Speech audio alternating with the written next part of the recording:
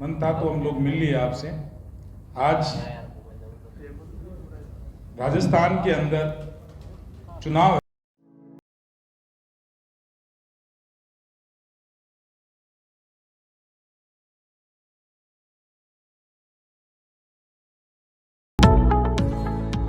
अजमेर की सबसे बड़ी टाउनशिप व अजमेर शहर की प्राइम लोकेशन पर अपेक्षा ग्रुप आपके लिए लाया है एडीए से अप्रूव प्लॉट्स व विला, जहां आपको मिलेगी 80% तक की लोन सुविधाएं। अब आप अपने ही बजट में खरीद पाएंगे प्लॉट्स और शानदार विला, जिसमें आपको उपलब्ध करवाई जाएगी सभी प्रकार की सुविधाएं। तो देर किस बात की, आज ही अपने सपनों का प्लॉट्स और विला खरीदने के लिए संपर्क करें सत्यनारायण धाकर 9672265558। अपेक्षा सिटी, चाचावास, पुष्कर बाईपास, अजमेर।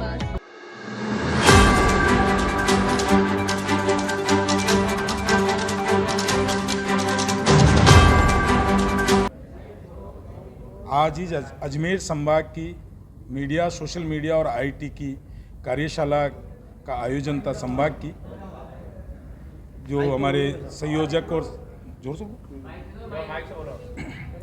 आज इस अजमेर संभाग की मीडिया, सोशल मीडिया और आईटी की कार्यशाला थी। उसी संदर्भ में हम लोग जयपुर से यहाँ आए थे और आप सब लोगों से भी मिलने का मन था तो हम लोग मिल लिए आपसे। आज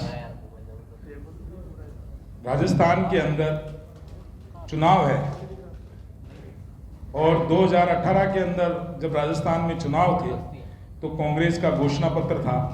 उस घोषणा पत्र के मुख्य बिंदु जो थे उसके अंदर किसानों का कर्ज माफ था, युवाओं को बेरोजगारी भत्ता था।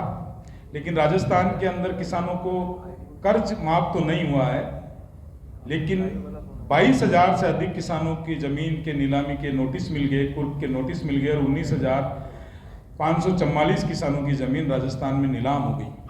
इस राजस्थान के अंदर आन बान और शान माने जाने वाली पगड़ी, अन्नदाता की पगड़ी पे लात मारने वाले विधायक के ऊपर माननीय मुख्यमंत्री जी कुछ नहीं कहते हैं और किसानों को किस तरीके से आत्महत्या करके लाइव वीडियो बना के आत्महत्या करने के लिए मजबूर हो जाना पड़ता है इस कांग्रेस की सरकार में।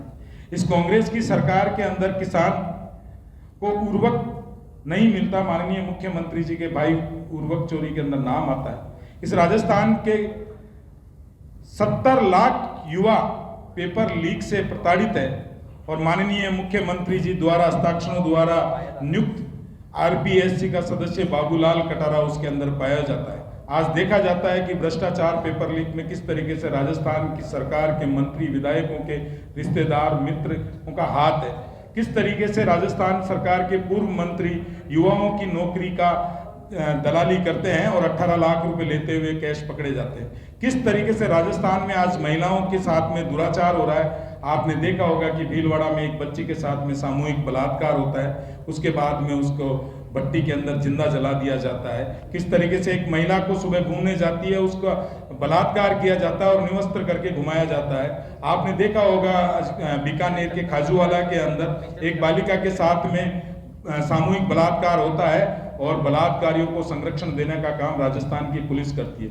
करौली के अंदर किस तरीके से एक महिला को अपहरण करते हैं, उसके बाद में उसके ऊपर एसिड डाला जाता है, बलात्कार किया जाता है, कुएं में डाल के मार दिया जाता है। आज राजस्थान महिलाओं के लिए रहने के लिए असुरक्षित हो गई और अभी प्रियंका गांधी आज भी आई है और पहले भी आई है। ये प्रियंका गांधी से आप माइक लगा के पूछिएगा कि राजस्थान में बालिकाओं के साथ में अत्याचार, दुराचार हो रही है तो बोलेगी कौन से प्रदेश में। अगर राजस्थान में उनकी सरकार है तो उनका मुंह बंद रहता है और अदर स्टेट में जहाँ कहीं भी अगर बालिकाओं के साथ कुछ होता है तो वो कहती है लड़की हूँ, लड़ सकती हूँ। आज राजस्थान की मेरी बहनें क्या लड़की हूँ, रो सकती हूँ, बोल सकती है? क्या प्रियंका गांधी के हृदय में राजस्थान की माताओं, बहनों, बालिकाओं के लिए किसी तरह की कोई संवेदनाएं नहीं बची?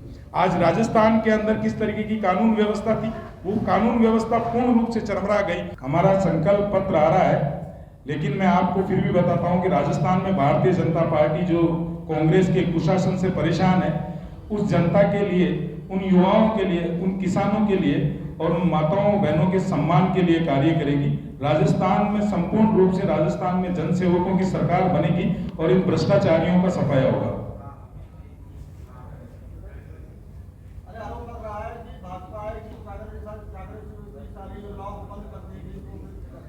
आप तो पत्रकार हैं, योजनाएं बंद करने का काम किसका होता है?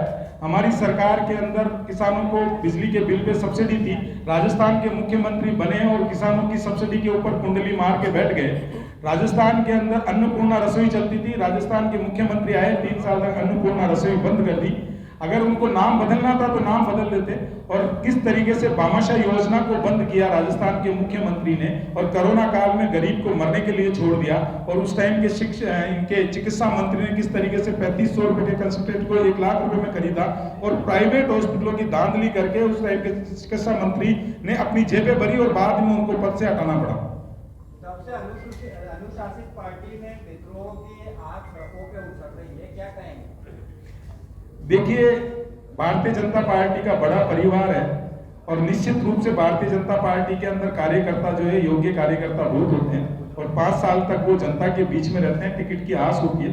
परंतु आज उनका ये मैं समझता हूँ इतना सा लोकतंत्र में हिस्सा होता है, लेकिन हमारे टिकट देने के बाद में आ रही है। कांग्रेस के अंदर तो टिकट देने से पहले आती है किस तरीके से साले मोहम्मद के लिए जिला अध्यक्ष लिख के देता है और किस तरीके से बहरोड की बैठक के अंदर एक कार्यकर्ता बोलता है कि सबसे भ्रष्ट और भ्रष्टाचारी अगर कहीं है तो राजस्थान के अंदर है। आप देखिएगा, आपने सवाई माधोपुर के जो विधायक है उनकी गाड़ी के ऊपर किस तरीके से उनके कार्यकर्ता जो है वो पत्थर करके फेंक के और गाड़ी की तोड़फोड़ करते हैं।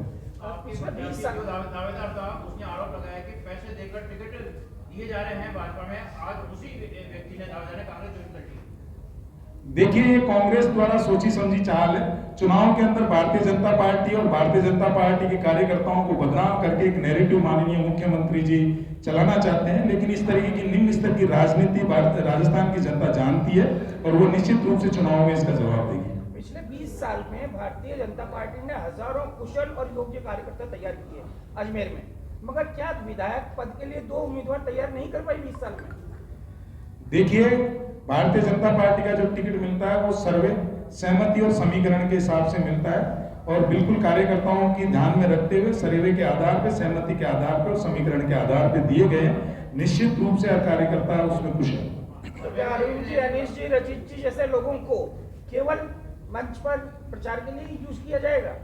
यही भारतीय जनता पार्टी या गुजरात के अंदर अंतिम पंक्ति में बैठे हुए व्यक्ति को जो मुख्यमंत्री बनाया जाता है और इसी भारतीय जनता पार्टी के एक बूथ स्तर का कार्यकर्ता आज देश का गृह मंत्री है, इसी भारतीय जनता पार्टी के अंदर काम करने वाले माननीय नरेंद्र मोदी जी प्रधानमंत्री है। ये सवाल आपको कांग्रेस से पूछना चाहिए। मैं समझता हूँ कि जिस तरीके से एक परिवार के अलावा कुछ नहीं होता और सत्ता का संघर्ष कैसा होता है वो आपने पिछले 5 साल में देखा नहीं कि माननीय मुख्यमंत्री जी और उनके जो उप मुख्यमंत्री रहे सचिन पायलट एक सरकार गिराना चाहता था और एक सरकार बचाना चाहता था। तो क्या एक पार्टी परिवारवाद और दूसरी व्यक्तिवाद पर चल रही है? ना व्यक्तिवाद पे पार्टी चल रही है और ना परिवारवाद पे पार्टी चल रही है। पार्टी कार्यकर्ताओं का जन भावना और जन समर्थन के आधार पर चल रही है। तो फिर ऐसी क्या मजबूरी है कि बधेल और देवनानी जरूरी है? मैंने आपका जवाब दे दिया। अब अगर आप इसमें बार बार कहेंगे तो मैं आज ही किशनगढ़ से वो अभी कांग्रेस ज्वाइन कर ली। विकास चौधरी ने क्या कहना चाहोगे, क्योंकि उनको बीजेपी ने टिकट नहीं दिया, वो काफी मांग करते हैं? देखिए, ये उनका व्यक्तिगत निर्णय है, मैं इस पर कोई टिप्पणी नहीं करना चाहता। नमस्कार।